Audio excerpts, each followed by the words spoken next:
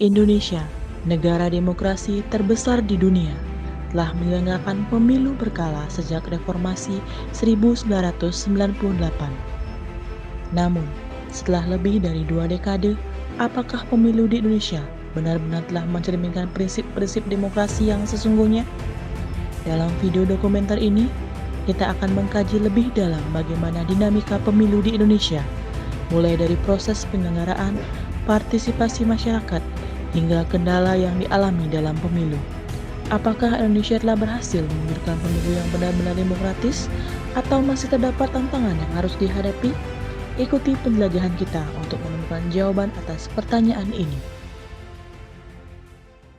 Tentu partisipasi masyarakat, utamanya pemilih, sangat dibutuhkan sekali agar pemilu ini berjalan dengan demokratis. Jadi semakin banyak masyarakat menggunakan hak suaranya dan juga angka golputnya sedikit, maka pemilu tersebut dapat dikatakan dengan demokratis karena rakyat sudah semuanya menggunakan kedaulatannya untuk memilih pemimpin selama 5 tahun ke depan.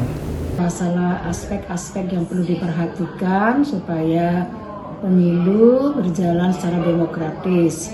Yang pertama tentu edukasi kepada calon-calon pemilih, ya, pemilih pemula, misalnya bagaimana harus diberikan sosialisasi tentang hak dan kewajibannya. Kemudian jadi proses edukasi itu penting juga untuk masyarakat umum, walaupun yang sudah memiliki umur di atas 17 tahun. Jadi jangan sampai pemilu itu terkesan politik money. Jadi kita dari pihak pemerintah harus memberikan sejenis pemahaman atau namanya edukasi atau pendidikan tentang pemilihan umum. Itu satu aspeknya. Kedua, tentu aspek dari segi masyarakat. Jadi harus mendukung pemilihan yang secara bersih, pemilu tidak berbasis politik money. Pilihlah calon-calon pemimpin yang betul-betul bisa memimpin dengan baik. Tantangan dalam arti kita dalam arti mengikuti pemilu, mudah-mudahan yang sudah lewat maupun hari ini, karena masih dalam arti kita berkelincar di politik juga. Tantangan kita sebenarnya kan berat sebenarnya, tetapi menurut Bapak selaku Perbekal, itu artinya kendala yang mungkin dihadapi di dalam pemilihan ini, yang penting di dalam pemilu ini belajar bekerja sama dan menghargai, itu namanya pesta demokrasi. Jadi tugas dari pemerintah, dari penyelenggara yaitu KPU, dan juga dari masyarakat itu sendiri. Misalnya pemerintah ikut mendukung dengan memberikan informasi-informasi baik di media sosial tentang pemilu tersebut, dan juga masyarakat partisipasinya juga bisa datang dan menggunakan hak suaranya dengan baik, benar, dan mensukseskan jalannya pemilu 5 tahun ini, seperti itu. Kalau kita berbicara skupnya negara tentu sangat luas, ya. Kita bisa melihat di media sosial bahwa pemilu yang setiap berapa tahun itu pemilu kita? 5 tahun sekali, selalu ada gejolak-gejolak politik yang namanya politik. Tapi tetap kita percaya kepada pejabat-pejabat di atas yang sudah melaksanakan kegiatan pemilu ini dengan baik. Jadi kita selaku masyarakat biasa, tentu semuanya sudah ada berbagai pertimbangan bahwa pemilu yang dilaksanakan di Indonesia ini sudah baik berjalan.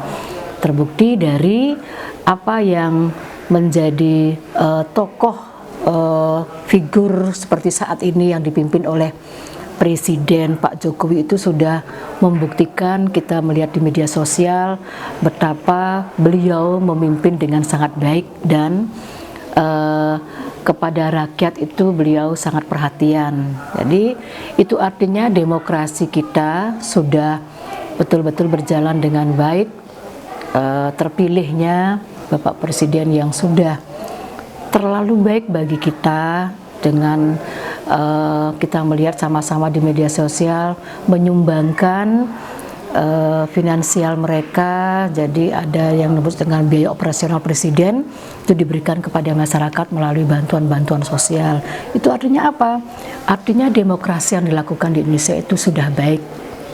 Jadi apa yang pembangunan yang terjadi di Indonesia, pembangunan di daerah terpencil itu sudah berjalan juga dengan baik, itu kita lihat di media sosial. Itu artinya kita berkesimpulan bahwa demokrasi yang berjalan di Indonesia melalui pemilu itu sudah berjalan dengan baik. Nah, bagaimana dengan kita sekarang di desa? Diupayakan juga pemilihan umum di desa, tingkat desa, kemudian tingkat kecamatan itu bisa berjalan dengan baik.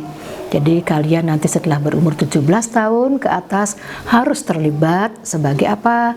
Pemilih yang aktif dan jangan ikut demo-demo seperti yang dilakukan oleh mereka-mereka yang di luar sana.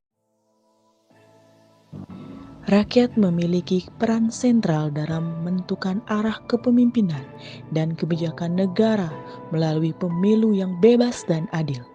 Dengan demikian, video dokumenter ini telah membuktikan bahwa Indonesia telah menjadi negara demokrasi yang sesungguhnya.